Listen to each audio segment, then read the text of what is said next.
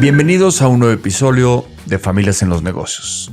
Soy Alex Méndez, consultor de empresas familiares, y desde hace más de 18 años acompaño a familias empresarias en México, Latinoamérica, a enfrentar uno de los mayores desafíos que existen: lograr que el éxito de una generación se convierta en continuidad para la siguiente. Porque construir una empresa es verdaderamente difícil, pero construir una familia empresaria capaz de preservarla, hacerla crecer y mantener la armonía entre sus miembros durante décadas es todavía mucho más complejo. Por eso, en este episodio conversamos con líderes empresariales, fundadores, sucesores y familias que han recorrido ese mismo camino y que tienen experiencias valiosas que compartir.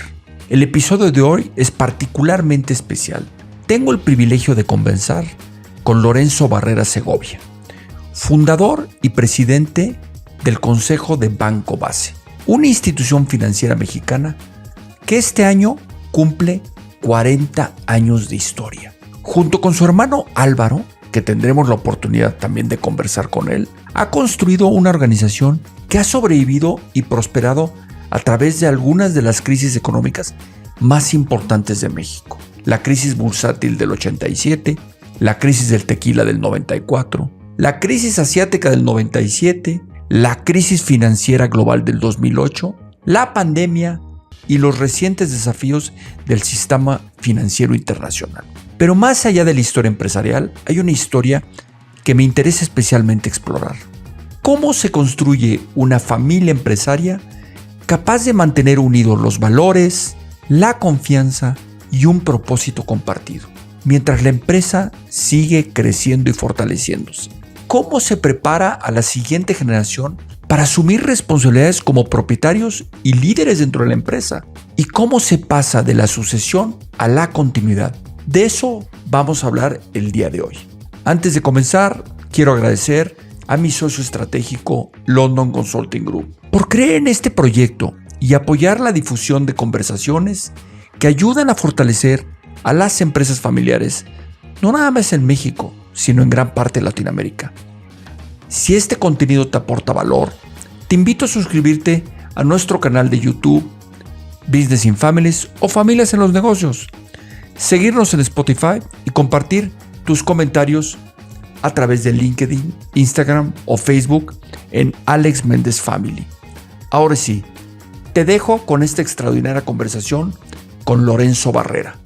Pues muy bienvenido a este nuevo episodio. Tengo el placer y el gusto de conversar con Lorenzo Barrera Segovia, presidente del Consejo y cofundador junto con su hermano Álvaro de Banco Base, un banco icónico que pues nació hace 40 años, este año está cumpliendo 40 años y nace producto de la salida de muchas crisis. Ha enfrentado crisis, la crisis del 87, la crisis del tequila del 94, la crisis asiática del 97, la crisis financiera del 2008, la pandemia y la volatilidad de las casas de cambio recientemente y de un par de bancos que sufrieron en ese sentido. Bienvenido, mi querido Lorenzo, a esta charla con Familias en los Negocios. Muchísimas gracias, querido Alejandro. Te felicito por el programa de entrada. Haces muy buenos podcasts, los he escuchado y me da mucho gusto escuchar esas historias inspiradoras. Y bueno, gracias por la invitación. Estoy muy honrado porque nos hayas invitado. Al contrario, mi Lorenzo, el honrado soy yo.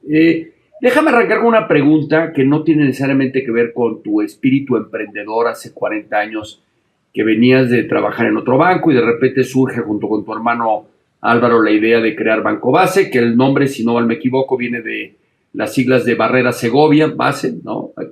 Así es. Para los que se están preguntando de dónde viene Banco Base. Pero dime, ¿qué ha sido más difícil? ¿Construir una institución financiera o construir un andamiaje de familia empresaria que trascienda? Porque veo que ya tienes a un Lorenzo Barrera, que es tu hijo, trabajando, sí, y tienes a tu hermano. ¿Qué ha sido más complejo? Pues mira, yo creo que han sido dos caminos bastante arduos los dos. Los dos son caminos arduos. Es muy buena pregunta. Construir institución financiera cuando arrancas de cero, la verdad es que hay muchísimos obstáculos que hay que atravesar.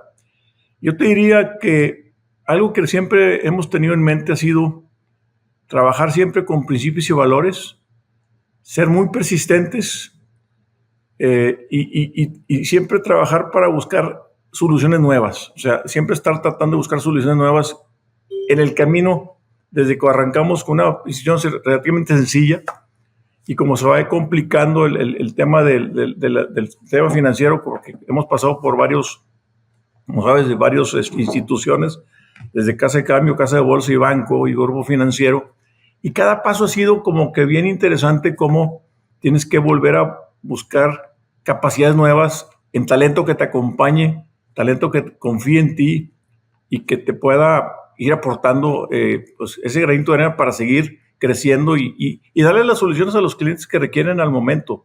Ese ha sido un poco nuestro lema siempre, escuchar al cliente y ver cómo le podemos ofrecer soluciones que ellos realmente necesiten y que realmente les den valor, les dé valor a ellos.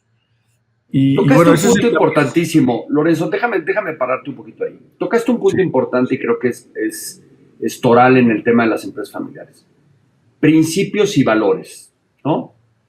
Tanto en el contexto de cómo alineas principios y valores en el ámbito familiar, de la rama familiar de tu hermano con la tuya y después con la siguiente generación, y por supuesto en tus colaboradores. ¿Cómo has trabajado tú como familia en este contexto de irla alineando y tener estos valores compartidos desde el punto de vista de gobernanza familiar con tu hermano, tus hijos, tus sobrinos?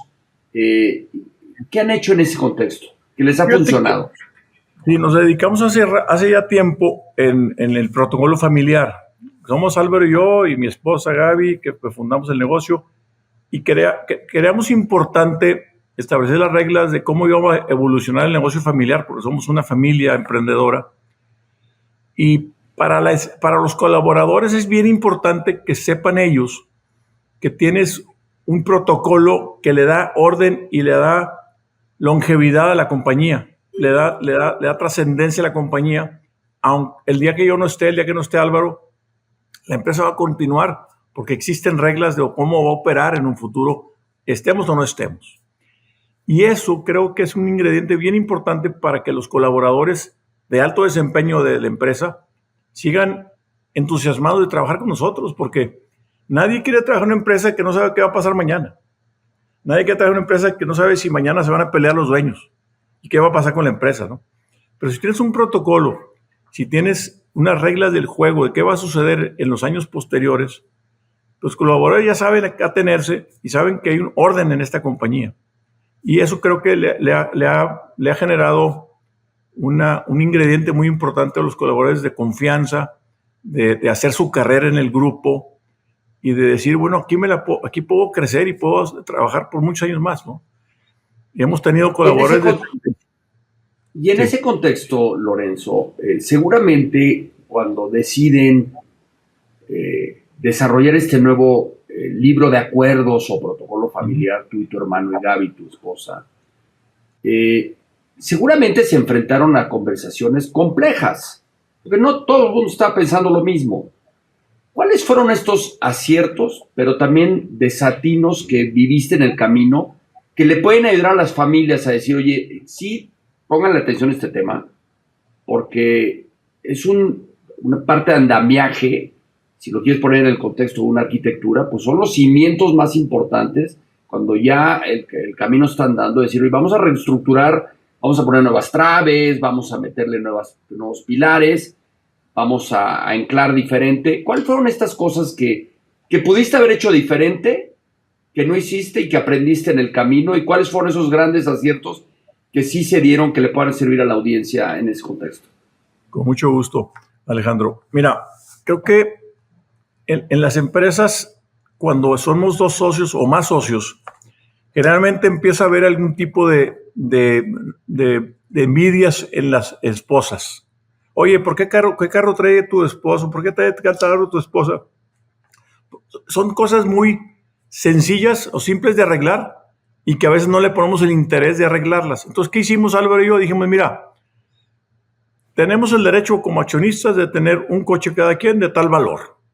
Si quieres ponerle más lana, pues tú le pones, si no, pues no le pongas, pero cada quien tiene ese valor. Entonces, ya por esa razón o por esa posibilidad de conflicto, la dejamos fuera, ya la eliminamos.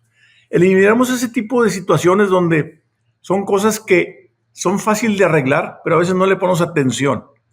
Y cuando quitas todo eso de todas esas marañas que están en las personas, que nos podemos estar fijando en cosas que no tienen realmente importancia, muchas veces los negocios los dueños empiezan a pelear por esas situaciones. Y la verdad es bien triste ver cómo empresas, por razones muy estúpidas, se pelean. Pero si dejas esas reglas claras, a ver, cuando tu hijo entra al negocio, ¿quién va a establecer el sueldo? ¿Quién va a establecer qué funciones va a tomar? Todo ese tipo de situaciones, Álvaro y yo no las vemos, las ve un equipo dedicado y especializado en capital humano y deciden, esa persona que va a entrar al grupo, que es un hijo de los dueños, va a entrar a tal posición, va a tener tal sueldo, va a tener tales prestaciones. Y Álvaro y yo nada más nos informan, adelante, porque esas reglas ya las establecimos con tiempo. Y esas situaciones pueden hacer mucho daño a los empresarios que no ponen esto en claro y en blanco y negro para evitar que haya ese tipo de fricciones en las familias. Y al final, pues nos da tranquilidad y pasa a nosotros, porque ya no nos peleamos por sonceras. El competidor está afuera. Y si nosotros nos peleamos, pues el competidor nos va a venir a comer, ¿no? Entonces, ¿qué queremos? Estar trabajando por el negocio, para el negocio, por los clientes y no pelearnos por estupideces, ¿no? Creo que ese es el gran valor, creo yo, que tiene un protocolo y hemos aprendido a diseñar un protocolo donde las cosas sencillas y simples las arreglamos en blanco y negro y no nos vamos a estar peleando por sonceras, ¿no? Pero puse dos ejemplos de cómo a veces los negocios se empiezan a pelear los dueños por cosas que no tienen importancia, que las puedes arreglar dejándolo claro y en un par de párrafos, ¿no? ¿Cómo te sentiste tú particularmente, porque es tu hijo de tu rama familiar, cuando probablemente levanta la mano y dice, oye papá, traigo esta misma pasión y quiero desarrollar mi carrera profesional? Primero, ¿cómo te sentiste en ese contexto? Y segundo, ¿cuál fue el principal desafío de tener ahora a tu hijo trabajando en el negocio? Pues me sentí muy orgulloso, la verdad, porque yo a mis hijos desde que son chiquitos los he estado llevando al grupo, a la empresa, en los veranos, a que aprendan qué hace su papá, dónde trabaja, y que ellos también le trabajaron los veranos, trabajaron varios veranos en la empresa. Y eso, en cierta forma, entendieron que pues, hay una empresa pues, interesante donde pueden hacer su carrera. Mis tres hijos, porque tengo 3 hijos trabajando en base hoy, Lorenzo, David y Andrés, son 3, cada uno en ramas diferentes. Y bueno, sentí mucho orgullo de que ellos tuvieran interés de participar, pero fíjate que el protocolo también dice que tienen que trabajar cuando menos 3 años fuera antes de entrar al grupo, lo cual los 3 lo cumplieron, los 3 trabajaron fuera del grupo antes de entrar a base. Y eso pues es un poco la regla que estamos cumpliendo con el protocolo familiar. Es decir, oye, no quiero que mi hijo recién graduado entre a la empresa y aquí aprenda. No, vamos que aprenda afuera y a ver qué trae, qué aprendizajes trae hacia la empresa, ¿no? Entonces, por un lado sentí mucho orgullo de que ellos se hayan involucrado, porque al final del día pues ellos van a acabar siendo accionistas de esta empresa. Y un día me voy a ir y pues alguien va a tener que ser accionista, pues qué mejor que ellos le echen ganas como dueños en una empresa familiar. Pero en el contexto de tu hermano Álvaro, no sé si alguno de sus hijos trabaja ahí, pues ellos también, el día que también Álvaro parta de este mundo, como nos va a pasar a todos, pues también va a ser accionistas, y ellos pueden ser accionistas pasivos o accionistas activos, ¿no? Trabajando en el negocio. Y depende de ese rol y responsabilidad, pues también cómo construyes el andamiaje para que esas conversaciones ahora entre primos pues empiecen a amalgamar en un mismo propósito. ¿Qué están haciendo en ese sentido ustedes, Lorenzo? que hemos estado invitando a nuestros hijos, tanto Álvaro como yo, a las juntas de consejo, para que más o menos vayan entendiendo cómo está el negocio, hacia dónde va la estrategia del negocio de mediano o largo plazo, que entiendan cuáles son los retos que hoy tenemos, cuáles son las inversiones que hay que hacer en el negocio y las apuestas que hay que hacer en el negocio. Y tenemos una apuesta importante en los próximos 5 años, cerca de 2,000 millones de pesos en tecnología y en infraestructura tecnológica y capital humano.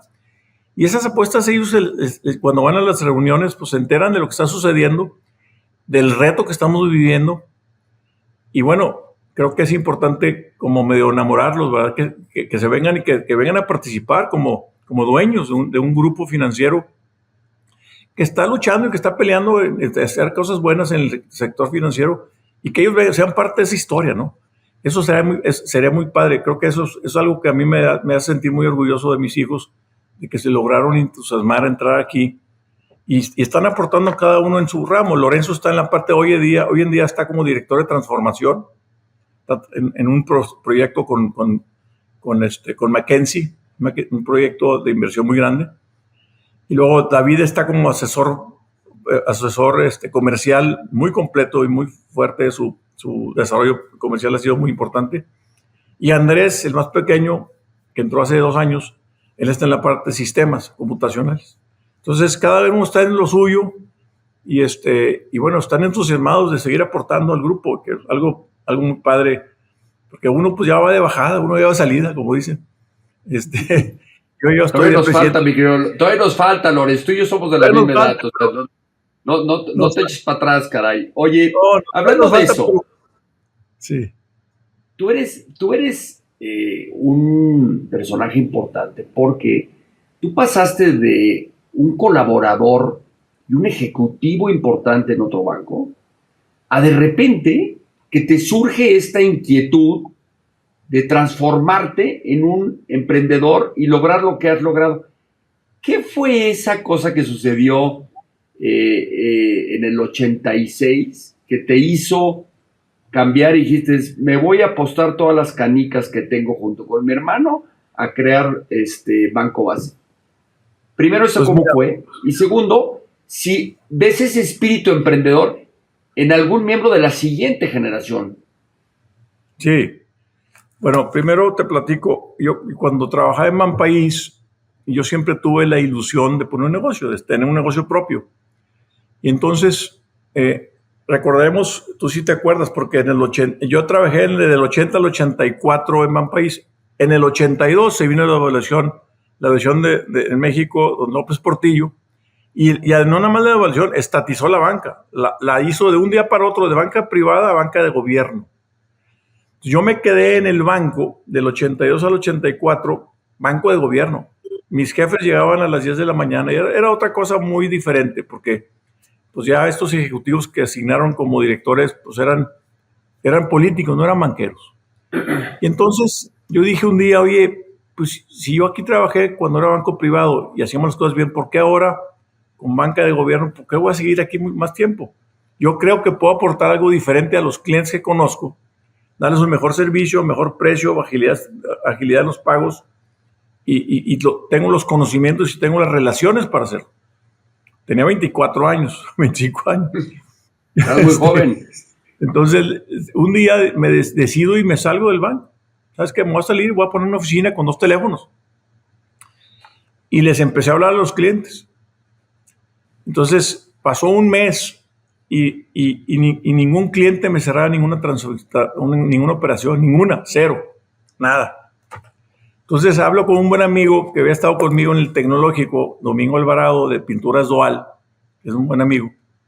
Digo, Domingo, ¿qué onda? ¿Por qué si yo te estuve operando en el banco estos años, ahora te hablo por fuera y no cierras ninguna transferencia conmigo?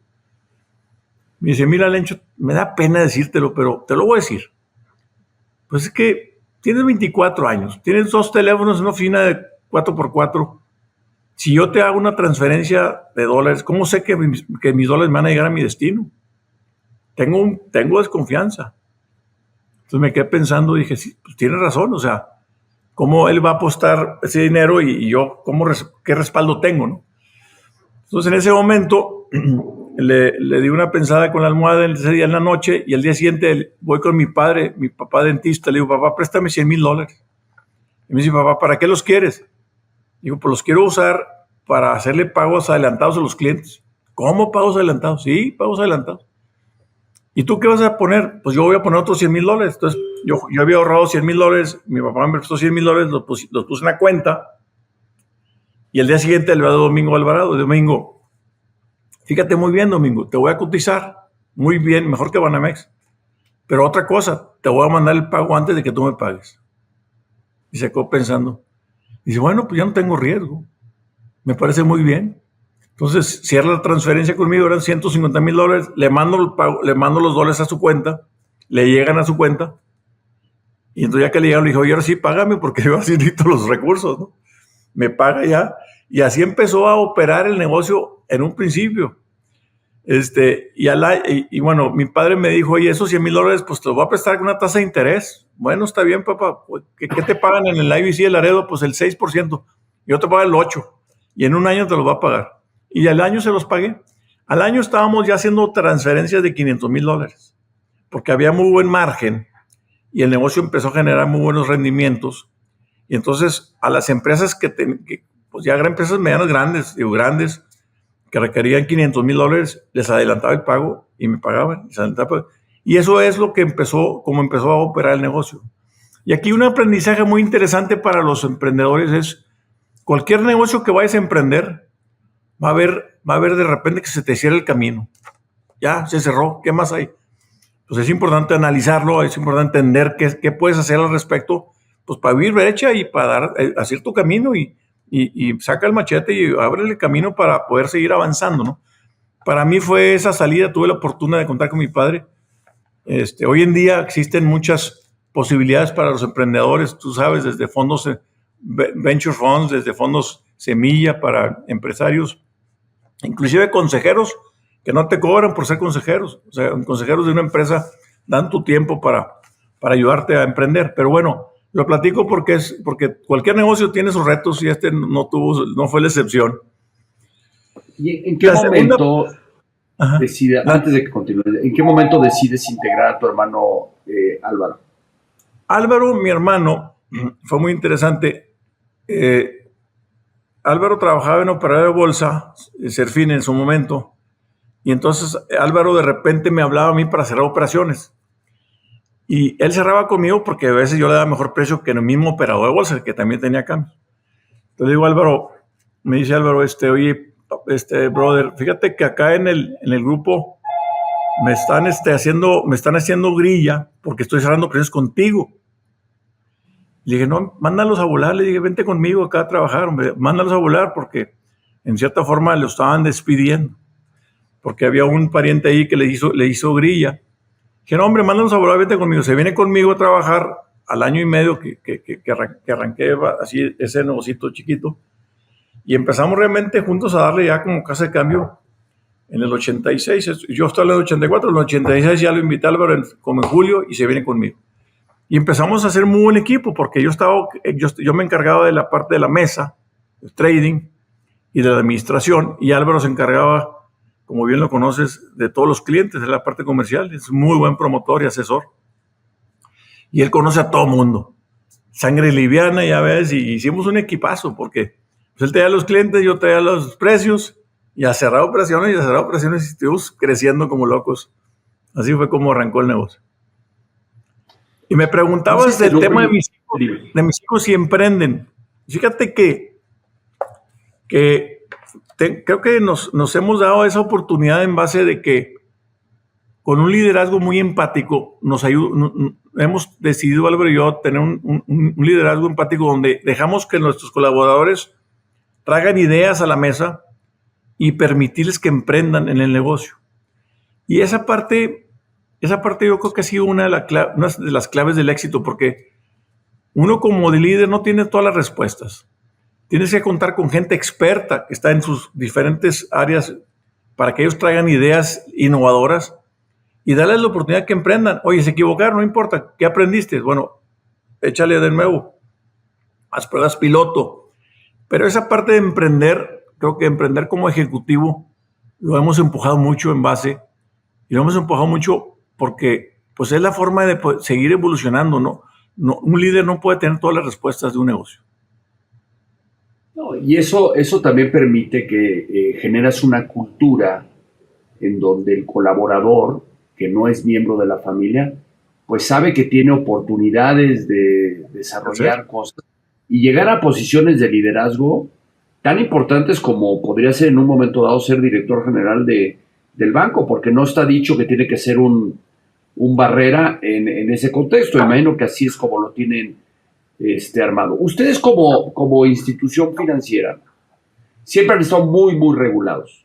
Y por ende, el contexto de tener un consejo de administración que les ayude a tomar mejores decisiones, pues es por ley. Pero por otro lado, a ustedes como directores ejecutivos que operan, pues te ayuda muchísimo a tomar mejores decisiones. ¿Cuáles han sido las ventajas y desventajas que has visto en tener esta estructura de gobierno corporativo como lo tienes? Pues ha sido una gran ventaja. Te platico que tenemos ya más de 25 años contando con un consejo independiente, consejeros independientes, donde la verdad nos han ayudado muchísimo. Somos realmente de la creencia de que los consejeros deben de estar con nosotros no más de 8 años, 2 periodos de 4 años, y seguir renovando el consejo con las mejores prácticas de gobierno corporativo. Creo que es bien importante no tener consejeros amigos, tener consejeros que sean expertos en ciertos temas. ¿En qué temas? En los temas en donde el negocio esté posicionado. Y te pongo un ejemplo. Hoy por hoy, nuestro negocio va a evolucionar a una parte más digital y más tecnológica. Entonces, ¿qué hacemos? Buscamos consejeros que tengan una expertise en haber hecho esos trabajos de tecnología y digitalización en otros bancos. Y ese experto que tuvo esa función en ese otro banco exitosa, pues los invitamos de consejeros para que nos ayuden a conformar un consejo más integrado y que nos acompañe hacia la estrategia del negocio de largo plazo. Y tenemos una especie de semáforo. Si tenemos 8 disciplinas que queremos contar con nuestros consejeros, a cada consejero le ponemos un semáforo de verde, amarillo, rojo. Si estamos un poco flacos en una disciplina, pues hay que invitar a un consejero que tenga fuerza, que tenga una expertise en esa disciplina para que nos ayude a conformar un consejo muy sólido y pues ir logrando la estrategia del negocio de mediano y largo plazo.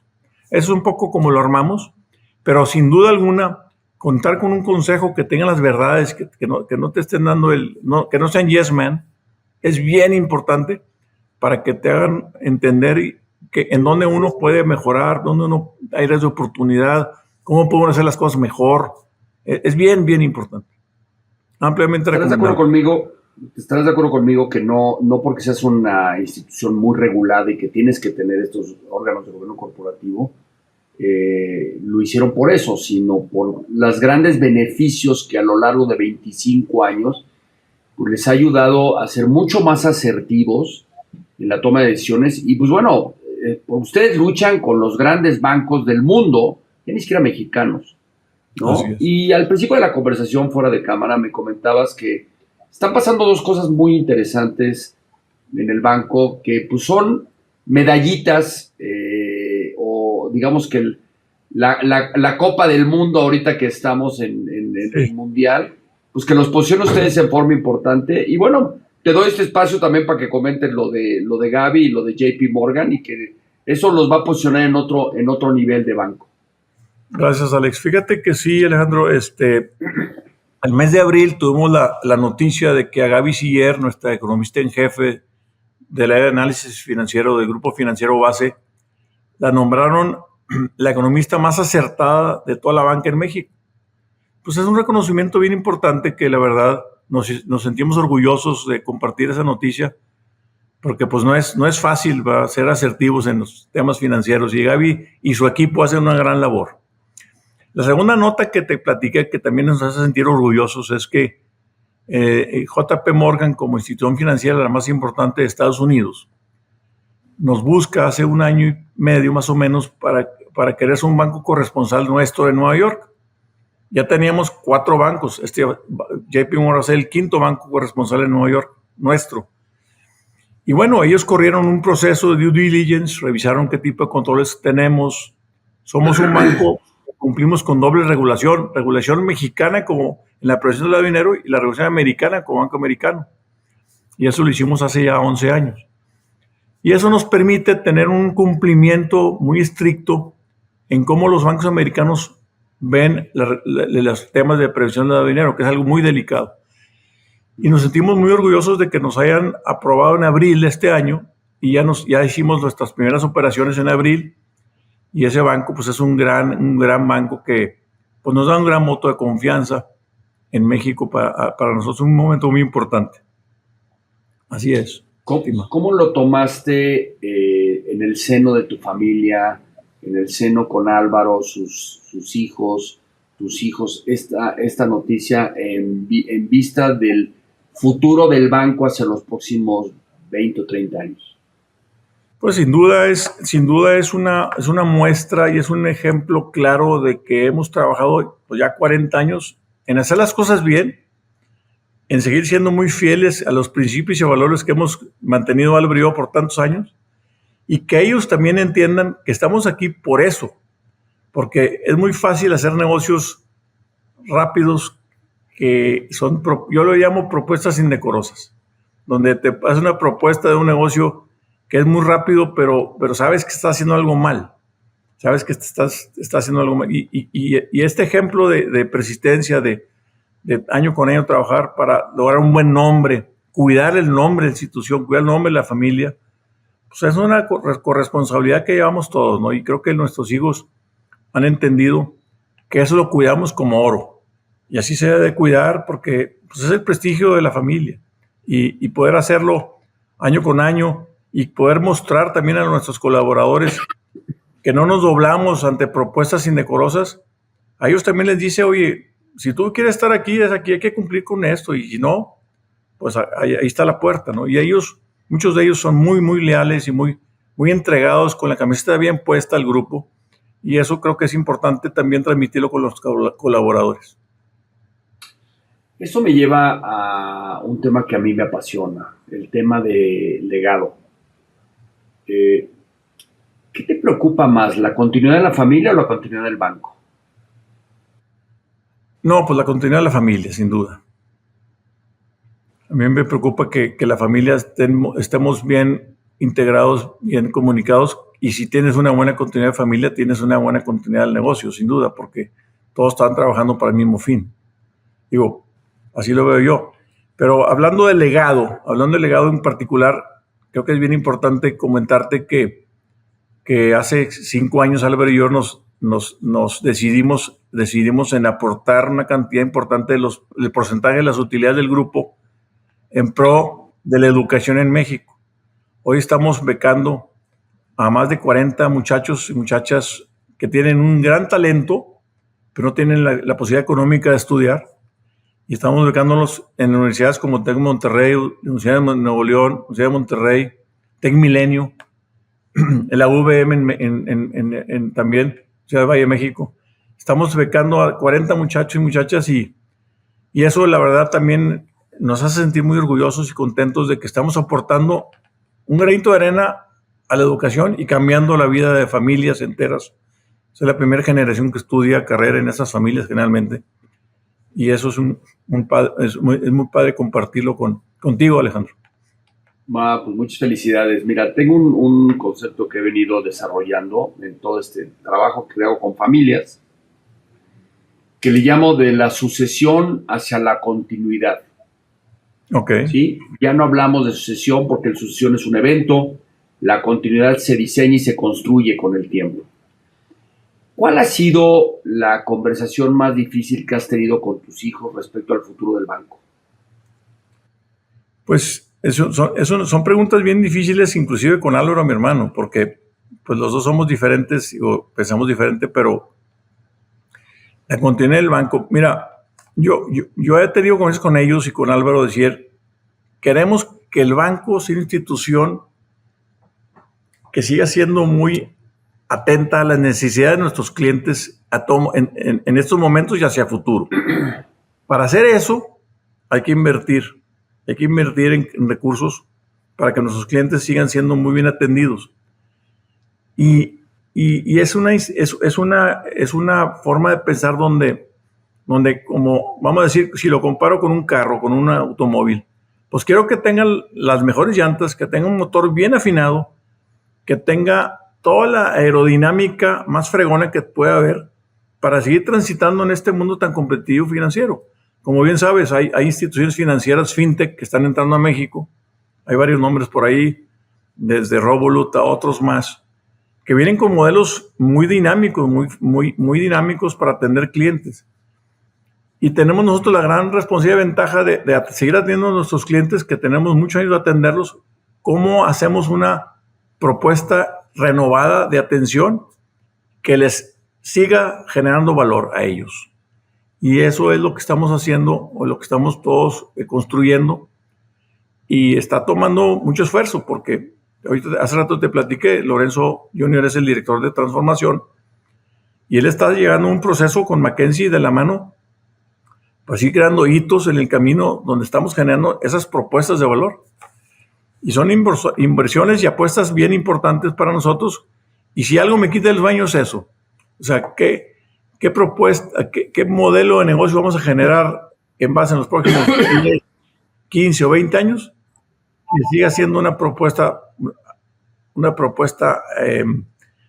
activa, una propuesta fresca, y que se siga generando valor a nuestros clientes en el tiempo. Básicamente eso es.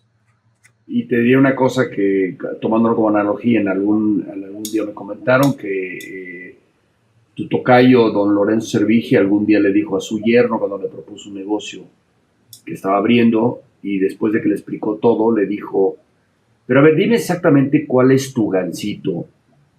Y el muchacho en aquel momento le dijo: no te entiendo, suegro. Sí, ¿cuál es eso que te hace único? ¿Cuál es eso que te hace diferenciador? Porque a nosotros en Bimbo, el gansito pues es un ícono y nos hace diferenciadores. En aquella época, te estoy hablando hace muchas décadas, ¿no? Y creo que ustedes están encontrando, están luchando y están construyendo pues esos valores únicos, diferenciadores, para que sigan siendo relevantes en el tiempo. Y tocando el tema de la sucesión, que es una palabra pues dura, difícil, sobre todo de percepción, porque denota pérdida de control, pérdida de pertenencia, pérdida de ser valorado como estás, porque estás vinculado a todo eso. ¿Has pensado, tú y tu hermano, porque son muy cercanos en edad, cuando ya dejen de tener posiciones de relevancia en la compañía? Pues sí lo hemos comentado. Creo que alguna vez Álvaro me pregunta y me dice: oye, Lorenzo, ¿y cuándo vamos a dejar de estar preocupados por base? Y le digo: Álvaro, mientras sigamos siendo accionistas de un grupo financiero, no vas a dejar de estar preocupado. Es como tener un hijo. Tenemos un hijo de 40 años. Pues, ¿cuándo te vas a dejar de preocupar de tu hijo? Nunca. A menos de que se venda el hijo, ¿verdad? Pero pues no tenemos en mente vender al hijo. Pero creo que sí, vamos, ahorita que platicábamos me acordé del momento cuando yo dejé la dirección general para pasar a ser presidente del consejo. Y qué difícil es entregar a un hijo de 35 años, que lo creaste desde bebé, y decirle: aquí están las llaves, Julio, síguelo manejando tú. Es bien difícil ese momento, son momentos de desprendimiento, pero a fin de cuentas entiende uno que esos pasos son tan relevantes, porque tienes que tener un director general que tenga más energía que tú, la camiseta bien puesta y le entienda el negocio. Si esas tres cosas se conjugan, vas a entregar el negocio a alguien más joven y tú lo vas a estar coacheando. Yo lo coacheo, bueno, una vez a la semana tengo reuniones con él, con Julio, y dar ese paso creo que es un paso difícil, pero necesario para que las empresas sigan siendo relevantes y sigan siendo una buena propuesta de valor en el mercado, porque un ejecutivo de 62 años no opera igual que un ejecutivo de de 50 años. Digo, hay que aceptarlo. La energía no es la misma, las ideas no son las mismas y hay que estar empujando muy fuerte en la operación. La operación es muy estresante. Entonces, creo que hemos aprendido de errores de otras compañías. No quiero nombrar compañías, pero había muchas empresas que los directores se aferran a la posición de dirección general hasta los 80 años, 90 años. ¿Y qué pasa muchas veces con esas empresas? Pues casi todas esas empresas se vienen a pique. Entonces hemos aprendido en eso y creo que es importante compartirlo contigo, Alejandro. Sí, hay temas que a veces los dueños de las compañías como tú y como yo nos cuesta trabajo tocar, el tema de la propiedad, ¿no? Y bueno, pues la siguiente generación, como tú bien dices, algún día nos vamos a ir y tus hijos van a ser dueños y hay que enseñarlos a ser dueños responsables. ¿Heredar acciones o heredar responsabilidades? Una gran pregunta. ¿Qué piensas al respecto en ese sentido? Pues mira, si es una persona que es ejecutivo en base, si es un hijo o hija que está trabajando y que tiene responsabilidades, pues claramente pues les vas a dar el voto de confianza de esas responsabilidades. Pero habrá hijos, hijas que no están en el negocio, pues ellos podrán ser accionistas pasivos, no estar activos en el grupo. Y a eso sí les vas a pues a mí me gusta ser parejo con mis hijos. No quiero que un patrimonio de cualquier índole sea causa de división en la familia. Entonces a mí me gusta ser muy parejo, muy equilibrado en esos temas y que cada hijo, que tengo 5 hijos, pues tenga su participación igual a los demás. De esa forma, creo que también mantienes una unión familiar que no tiene razones para que se perturbe, ¿no? Entonces, para mí, si trabaja el grupo, qué bueno, están aportando con responsabilidad y con acciones, van a representar acciones, y si no trabajan en el grupo, pues serán pasivos, accionistas. Sí es importante que los hijos y las hijas que tengan al menos noción de cómo ser un buen consejero, porque si van a ser invitados a una junta de consejo, pues hay protocolos, Alejandro. Tú sabes que hay que cumplir, hay que escuchar y hay que aportar y hay que leer la información antes de aportar y esos protocolos de ser un buen consejero, pues hay que aprenderlo también en esta vida, ¿no? Sí, pero tú estarás de acuerdo conmigo que no, estas cosas no surgen de la noche a la mañana. Ustedes, como los patriarcas que son, pues tienes que estar trabajando en ellos y enseñándoles el camino en este sentido. Si pudieras dejar una sola lección a las familias empresarias latinoamericanas que hoy nos ven y nos escuchan, después de casi 40 años construyendo una institución financiera, ¿cuál sería desde el punto de vista familiar y empresarial? Pues si es empresarial, yo les diría, sean muy fieles a sus principios y valores, incúndanlos en la empresa como una cultura, como líderes, y nunca sean infieles a esos valores. Es como empresario. Y como familia emprendedora, como familia empresaria, generen un consejo de administración, generen un protocolo familiar para que genere permanencia del negocio a través del tiempo, aunque existan ustedes o no, y que haga reglas claras de cómo va a operar el negocio en el futuro, con reglas sencillas, no tienen que complicarlas, pero para que el negocio siga evolucionando en el tiempo. Te tengo una última pregunta, mi querido Lorenzo, que probablemente no es fácil. Si tú, Lorenzo, hoy te pudieras sentar con un joven de 28 años como tú, como cuando fundaste Banco Base en el 86, ¿qué le dirías sobre familia, riqueza, liderazgo y continuidad que todavía no sabías? Híjole, yo le diría, hay que ser muy persistentes, nunca dejes de ser disciplinado. La disciplina es bien importante en los negocios, súper importante. Apóyate con todas las herramientas que te puedas apoyar. Hoy en día existen tantas herramientas, desde, como dice hace rato lo platicamos, Capital Semilla, consejeros independientes que te pueden ayudar sin que tengas que pagar esa asesoría. Consíguete un buen tutor que te ayude y que te guíe para que tu proyecto de vida, tu proyecto empresarial, pues tenga más posibilidades de ser exitoso. Te vas a equivocar, levántate de nuevo, no dejes que eso te quite el sueño, te quite las ganas de seguir evolucionando. Y creo que hoy en día muchos empresarios tienen más herramientas que tuvimos en aquel entonces, aprovéchalas al máximo. Y claro, cuida siempre tu familia, trata de tener un equilibrio entre negocio y entre familia, porque muchas veces si le dedicas demasiado tiempo al negocio, a la familia la pierdes, y si dedicas mucho tiempo a la familia, el negocio lo pierdes. Hay que mantener un equilibrio muy, muy interesante en ese aspecto, y también cuida tu salud.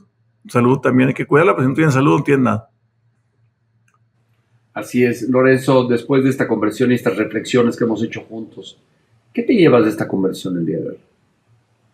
No, pues me afirmas, querido Alejandro, que qué importante es la comunicación en la familia, la comunicación con tus colaboradores, la empatía.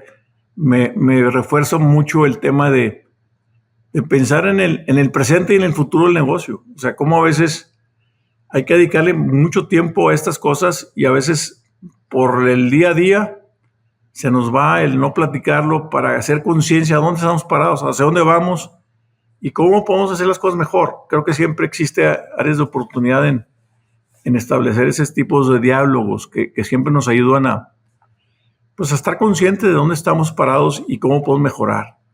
Desde el punto de vista familiar, empresarial, legado. Hay muchas cosas que hay que platicar y a veces el día a día y la prisa de los negocios nos aleja de esas conversaciones que hay que dedicarle tiempo. Y yo te agradezco mucho, Alejandro, porque pues me vuelvo a recordar lo importante que es todo esto. Pues muchas gracias por tomarte el tiempo de platicar contigo en Familias en los Negocios. Gracias, mi querido Lorenzo. Gracias, Alejandro. Te mando un fuerte abrazo. Cuídate. Qué extraordinaria conversación, más allá de los logros empresariales de Banco Base. Creo que Lorenzo nos deja varias lecciones que son fundamentales para cualquier familia empresaria. La primera de ellas es que los negocios pueden crecer, transformarse y adaptarse a los cambios del mercado, pero la continuidad depende de algo mucho más profundo: los principios, los valores y la confianza que se construye entre las personas. El segundo aprendizaje es que la sucesión no ocurre cuando el fundador se retira. La sucesión comienza muchos años antes, cuando la siguiente generación empieza a prepararse para asumir responsabilidades como propietarios, líderes y guardianes del legado familiar.